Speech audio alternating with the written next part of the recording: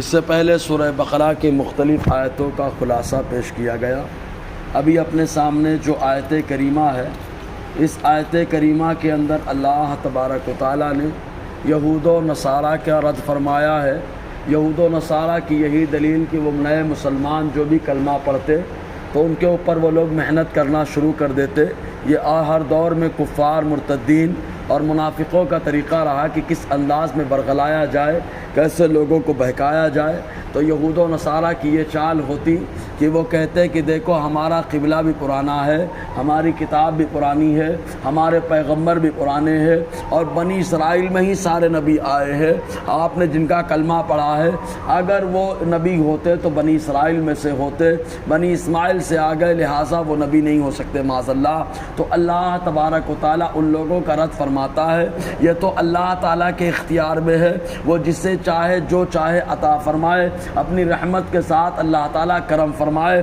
تو اللہ تبارک و تعالیٰ ارشاد فرماتا ہے، قل اے محبوب آپ کہہ دو اتحاجوننا فی اللہ، کیا تم لوگ ہم سے اللہ کے بارے میں جھگڑا کرتے ہو کہ اللہ تبارک و تعالیٰ جسے چاہے چن لے، جسے چاہے اختیار کر لے، جسے چاہے اللہ تبارک و تعالیٰ نبوت و رسالت سے مالا مال فرما دے، جس گھرانے میں چاہے اللہ تبارک و تعالیٰ اپنے برگزیدہ پیغمبر کا اختیار کر لے، تو تم لوگ کیا اللہ تعالیٰ کے بارے میں جھگڑا کرتے ہو؟ وہ وَرَبُّنَا وَرَبُّكُمْ، جبکہ اللہ ہمارا بھی رب ہے، تمہارا بھی رب ہے۔ یہود و نصارہ اگرچہ جو ہے شرارت کرتے، لیکن اللہ تبارک و تعالیٰ کی ربوبیت کے قائل، اللہ تبارک و تعالیٰ پروردگار ہے، اس بات کے وہ قائل ہے، ان کا عقیدہ رہا۔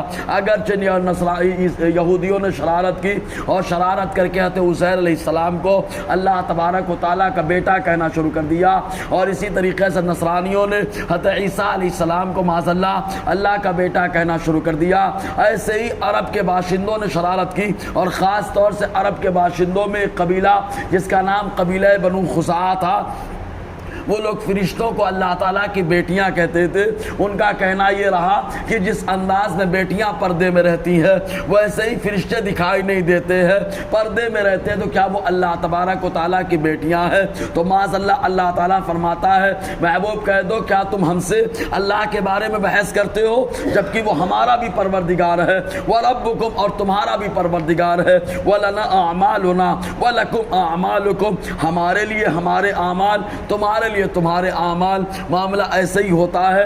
تو یہ معاملہ حکم اس وقت تک رہا جب تک جہاد کا حکم نازل نہیں ہوا، اور جب جہاد کا حکم نازل ہو گیا تو آیت کریمہ کی تلاوت تو باقی رہی، لیکن اس کے بعد اس پر عمل نہیں۔ تلاوت کرنے میں ثواب تو ہے، لیکن اس کے بعد اللہ تعالیٰ نے فرمایا، اے محبوب صلی اللہ علیہ وسلم انہیں جہاں پاؤ وہاں قتل کر دو۔ حضور صلی اللہ علیہ وسلم نے جہاد کرنے کا حکم دیا، اپنے ڈیفنس کے لیے میدان میں اترنے کا حکم دیا۔ اللہ تعالیٰ فرماتا ہے، محبوب کہو وَنَحْنُ لَهُ مُخْلِصُونَ، ہم لوگ اللہ تعالیٰ کے بارے میں بڑے مخلص ہیں، اللہ تعالیٰ کے بارے میں ہم کچھ بھی برداشت نہیں کر سکتے۔ بہرکیف اللہ تبارک و تعالیٰ کی ساری خوبیاں، سارے اوصاف، سب خوبیوں والے اللہ تبارک و تعالیٰ کے اوصاف بھی قدیم، خود اللہ تبارک و تعالیٰ قدیم۔ قدیم کا مطلب یہ کہ ہمیشہ سے ہے، اور اللہ تبارک و تعالیٰ ہمیشہ رہنے والا ہے۔ اس کی خوبیاں، اس کی صفات بھی اسی انداز میں ہے، وہ جسے چاہے جیسے چاہے جس چیز کے لیے چاہے منتخب فرما لے۔ یہ اللہ تبارک و تعالیٰ کی قدرت ہے، اس کی اپنی رحمت اور پسند اور ارادہ ہے۔